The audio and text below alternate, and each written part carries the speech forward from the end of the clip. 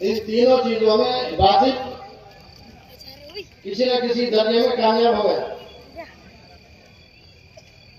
मैं कहा करता हूं आज कुरान का यह हाल है, इस उम्मत का और कुरान का, जबकि ये आपकी हमारी मजहबी किताब है। कोई कौम अपनी मजहबी किताब से दूर रहकर आज तक तो कामयाब हुई नहीं है। जमीन आसमान के दरमियान कयामत तक नहीं होगी।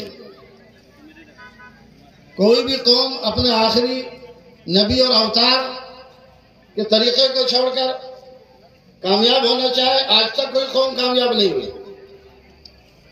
और कोई भी कौम अपने कौम के उलमा, रहबर और रहनुमा दीनी एतबार से और दुनियावी एतबार से उनसे दूर रहकर,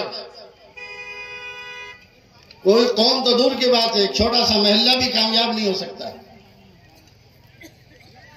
मेरे अजीजों, दोस्तों, बुजुर्गों, वापस हमें इसी